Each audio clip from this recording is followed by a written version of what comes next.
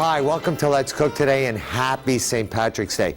I need to talk to you about potatoes and spuds because ever since the 17th century, they've been a major part of the Irish diet. Originally, the potato came from South America and it was brought here right around 1570. And by 1770, it was so important to Ireland that it became known as the Irish potato. It was such a reliable source for Ireland as far as the food. It actually improved their diet so much that the population increased over a 250-year period from under 1 million to over 8 million people, and that occurred from the 1590s to the 1840s. In 1845, however, there was, due to cold weather, there was a major crop loss or blight that occurred, and that was due to the cold weather, and it partially destroyed the crop. But then in 1846, they lost all of their potato crop, and that's when there was a big movement. Over millions of people in Ireland moved out. Over 1 million, I think, moved out, and over 2 million actually died of starvation. You know, the potato is so important to cuisine. It's so important to American cuisine. Do you know that the potato is the most eaten vegetable in America over the tomato? So, with all that about spuds and potatoes and the fact that it's a tuber, we're now going to make a couple of Irish potato dishes, or just potato dishes today. The first one is actually not an Irish dish, but it could be called an Irish cake or a potato cake, and it's called, actually classically called, the potatoes Anna. And what I'm going to do is I'm actually going to take an Idaho potato here.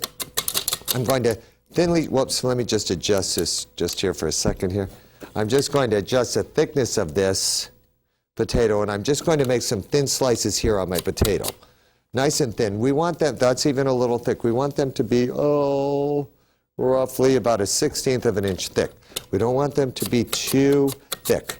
So we're using a mandolin for this. If you don't have a mandolin, that's okay. You can, this is somewhat of a little bit more of an expensive mandolin, but you can buy a cheaper one. And we're going to actually take these Anna potatoes that we're making, and then we're going to add some pork to them and some cheese to them, which are also major foods in Irish diet. In my pan right here, I've just melted a little bit of whole butter.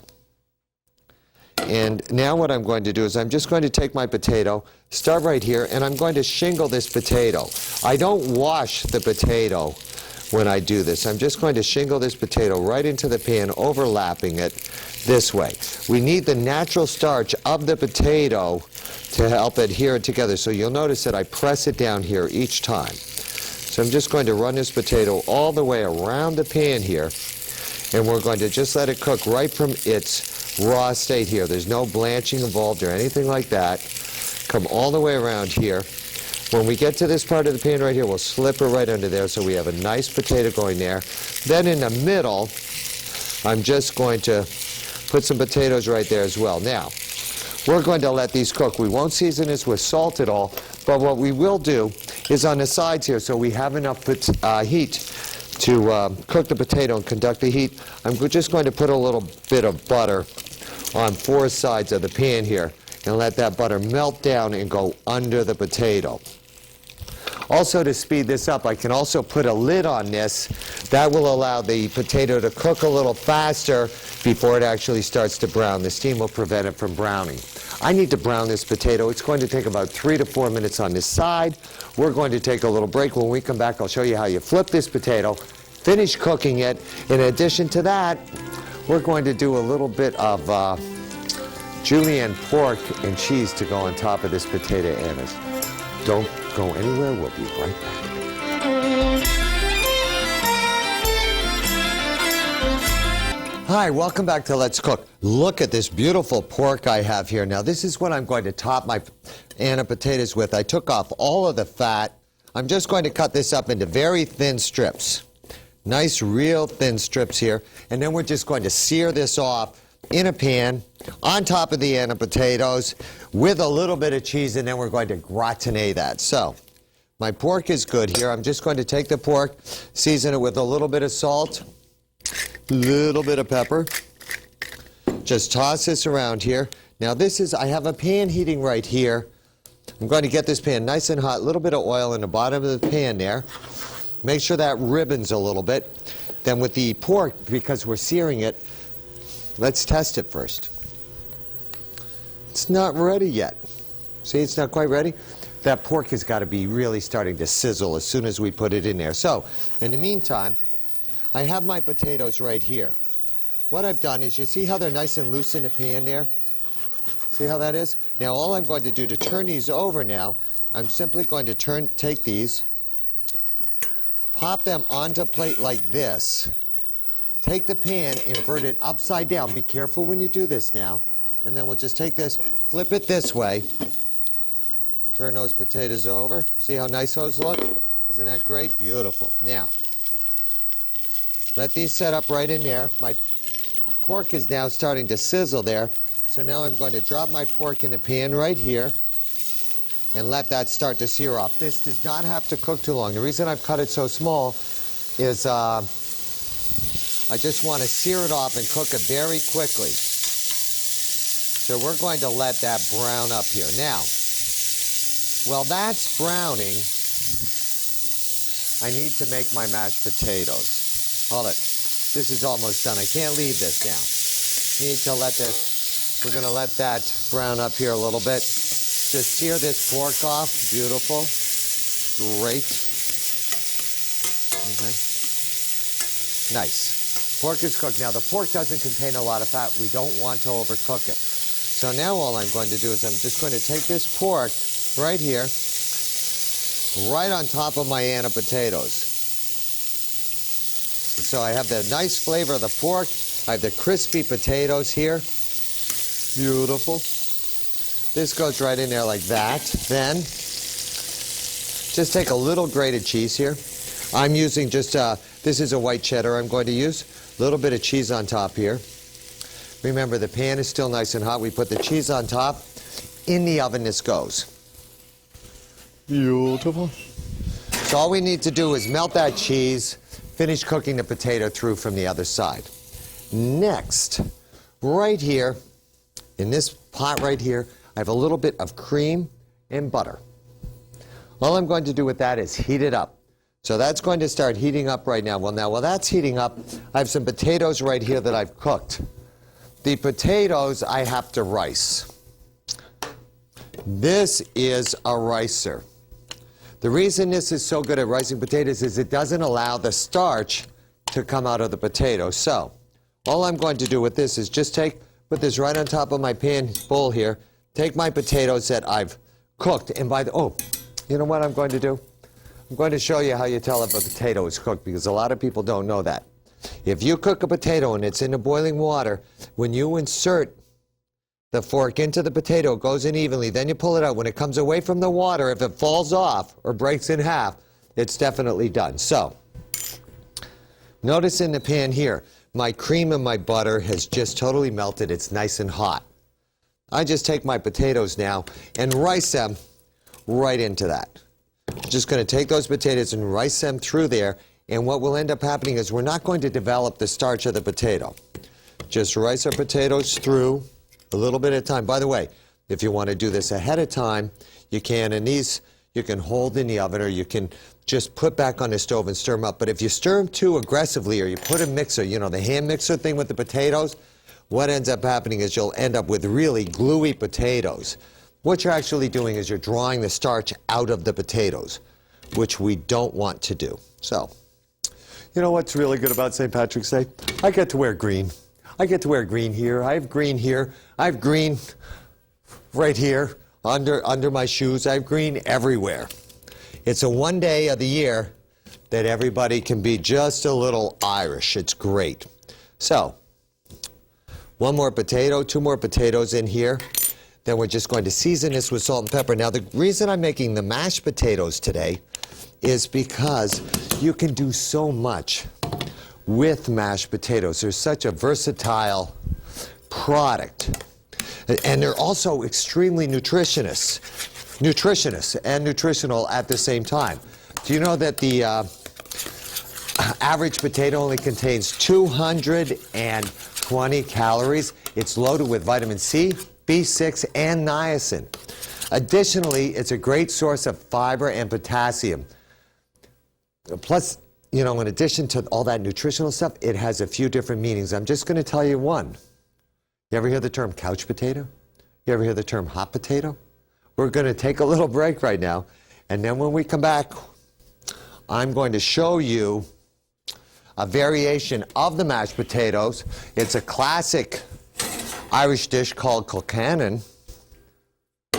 And additionally, we're going to make some croquettes from those mashed potatoes as well. So it's definitely Irish Spuds today on Let's Cook. Don't go anywhere. We'll be right back.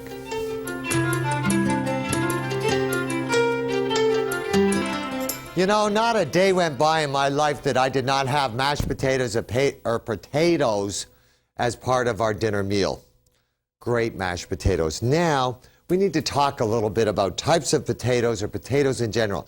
Basically, three classifications. One is waxy or boilers. They're high in moisture and low in starch.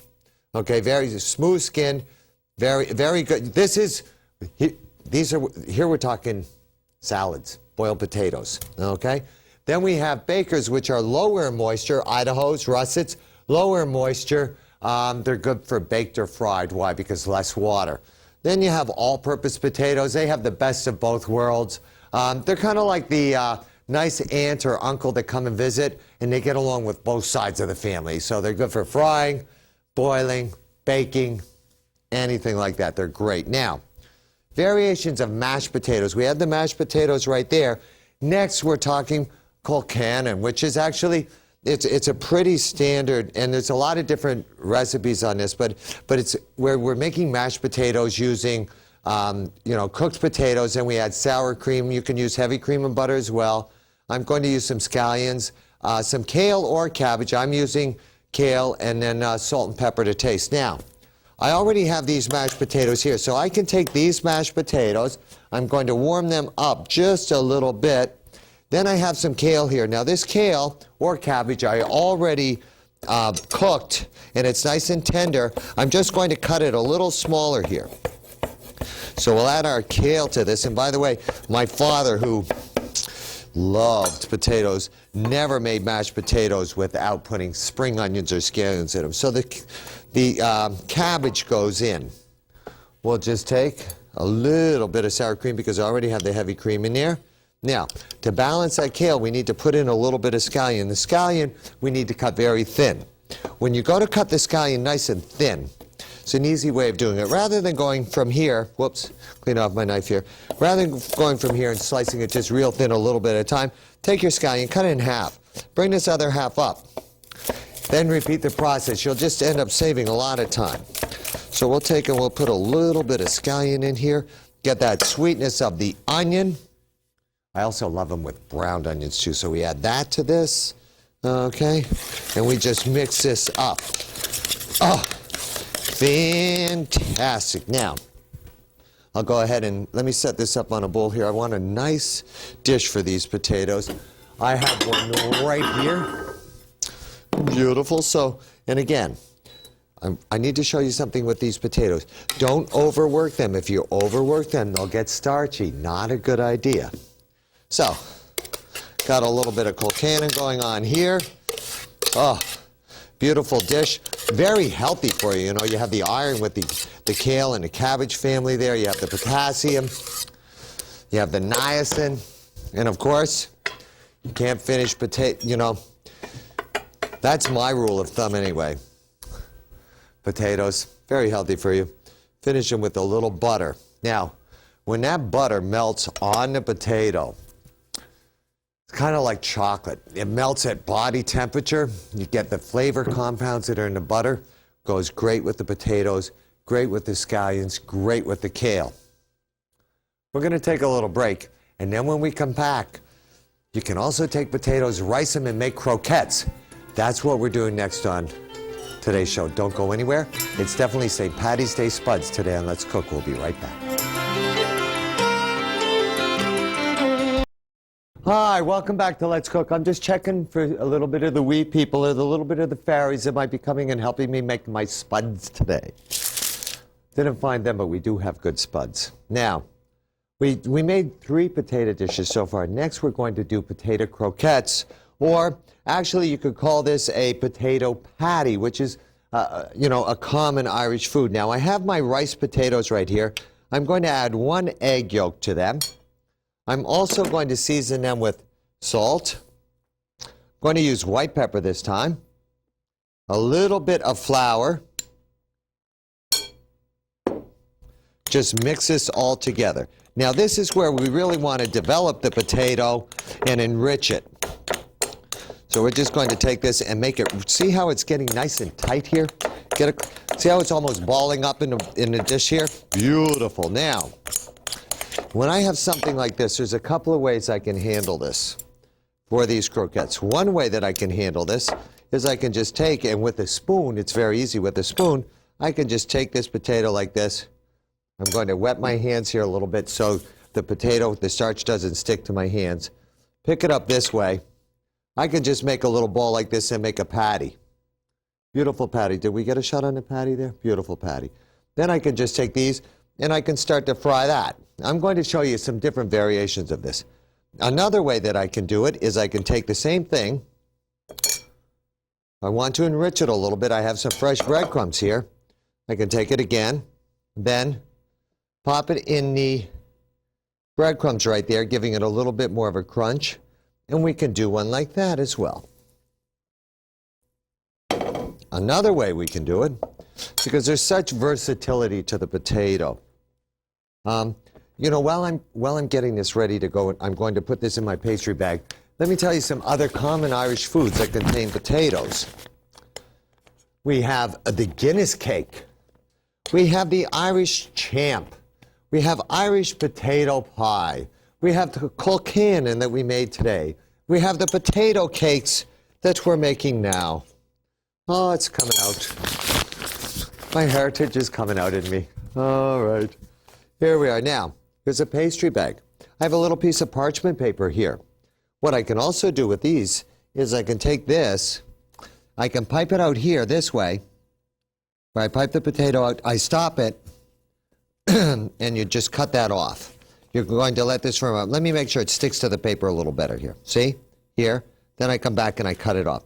Almost like I'm piping out an eclair. And there's a reason why I'm piping these out onto this paper like this, because it's a very easy way to get them into your pan. You can drop the, you can also deep fry these, but if you want, you can just cook these right in the pan. But if you want a little bit more uniform shape like that, take this one off here. This is sticking to the paper. I can just take this, put the paper in the pan here, then I just gingerly pick up the paper, and the croquettes are already in the pan. So we're browning these out. You can also, if you want, and you're very brave, you can also just pipe it out right onto your hand this way and drop them in that way too, making like little donuts. So there's a lot of different variations here of croquettes that you can make. Remember, the potato, it's a very important part of our diet. Let's turn these over now, see how they're looking. There we are. Make sure they're nice and brown. Oh, beautiful. Doesn't that look good? Now you'll see that this will brown up a little faster than will the other ones. This was the first one to go in. How's that browning? You see the difference here? A little different change. Now, anything you'd like to add to these, you can go ahead and add to these. If you like scallions, if you like herbs, if you like dried mushrooms, anything like that's going to work perfect. I'm just going to take a few of these chives right now. Beautiful flowering chives in the color that we've all grown to associate with St. Patrick's Day, and that's a green. So I'm just going to take these now, chop up a few of these chives, use this as a garnish on my plate today, a little chive flower there, or a spring onion, either one will work. Pop this on this plate right here, and I think I have 2 of these already done to serve. So I'll just take this one here, hot through, towel to absorb any of the excess fat that's on it. We'll set this one up here, then take the smaller one here, set that up there as well. Then, of course, to finish this, potatoes kind of go with sour cream, don't they? Just put a little bit of sour cream on there. Well, Today on Let's Cook, we were fortunate enough to celebrate St. Patrick's Day with a lot of different spuds. May you have a healthy and safe St. Patrick's Day. Thank you so much for watching Let's Cook, and we'll see you next time. Bye-bye for now.